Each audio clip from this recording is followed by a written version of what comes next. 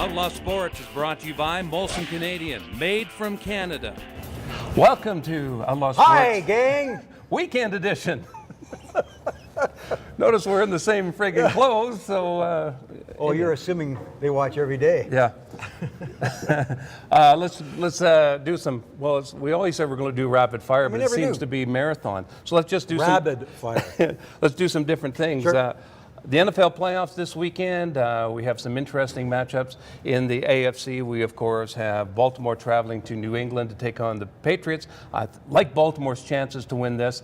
Gronkowski is out for the Patriots, but for some... He was out last year for the Super Bowl. He played in the Super Bowl, but he was hurt. Yeah, but he just came back and he hurt himself again. Hanging out with those porn stars.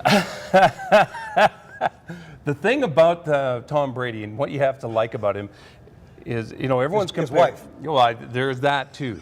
Don't get me going. But what he has for a receiving core is just someone else is down, bring body B in. And it's been like that his whole career. Where you've looked at running backs too. In running backs, you look at Joe Montana, the supporting role that he's had. You look at a Terry Bradshaw, the supporting role that he had. Tom Brady is just gets it done with whoever he's got. But I still like Baltimore in this one. I don't think you do. I think you want Baltimore, but you like Tom Brady. I like Tom Brady. I like him. To win, though, I mean. They're 9.5-point favorites. I hope Baltimore makes it close, could stay in the game and challenge the Patriots. But from what I've seen in the Patriots in the playoffs and the end of the season, regular season, they look like they work with a scalpel with their backup running back in there. Wasn't it Vereen? Shane Vereen?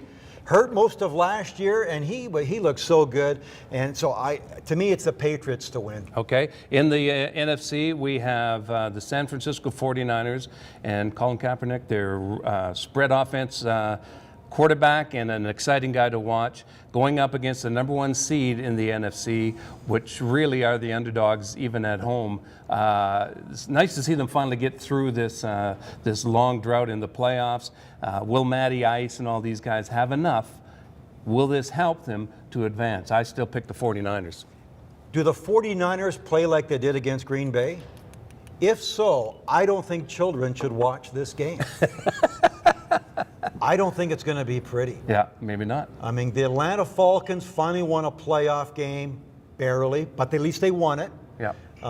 But if the 49ers, if they play like the way I saw them play, with Colin Kaepernick throwing and running the way I saw in Frank Gore and all that, I don't think this is going to be pretty. San Francisco against New England in the Super Bowl, that would be the best matchup, the best game possible. And it could very well happen. Interesting if that matchup happens, Randy Moss going up against New England. He's never won a Super Bowl. Let's talk about surprises in the NHL, Grant. I've already talked a little bit about surprises. I think the New Jersey Devils are going to slip considerably this year. I look for Buffalo to be a surprise. In the West, who do you look at surprises? Will all the money that they spent in Minnesota make the difference as far as that team is concerned? Well, who's going to be the LA Kings this year? That's what I like to pick out. Yeah. And to me, the St. Louis Blues were really close last year. I think they finished second or third in the conference. They were right up there in the conference. They won their division. I think the Blues can be as good or better. I think the Blues under Ken Hitchcock will be as good or better, and maybe push further in the playoffs. But I say to Minnesota Wild, not just because they spent big money on Ryan Suter and Zach Parise, but I think this team is going to be very good. They also have what I'm predicting to be the Rookie of the Year in the NHL, and Michael Granlund, the young Finn. His younger brother, Marcus Granlund is a Flames prospect. Michael Granlund is with Minnesota. I see him as maybe the Rookie of the Year. Plus, they've beefed up a bit this year too. Matt Kassian will be there. He's at 6'5", 240 pounds, something like that. Plus they got Zenon Konopka from the New York Islanders, one of the toughest guys in the NHL who can play a little bit. So I think the Wild have got more skill.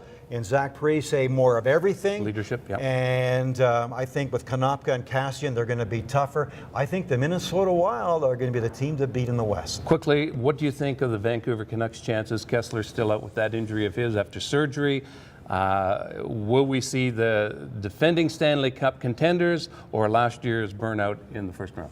I think they're going to be a great team. I think they'll be a very good team. I think they would be my number 2 team. In the West? Yes. Yeah. I think Minnesota might just surprise them and have more, if I look at my crystal ball and hope a little bit, that Minnesota could beat the Vancouver Canucks. The Kessler thing is a little uncertain there right now, and so I just don't think they're going to make it all the way. Well, the action gets underway this weekend, and then after Sunday, the Toronto Maple Leafs will be mathematically eliminated from the playoffs. Unless they get Luongo.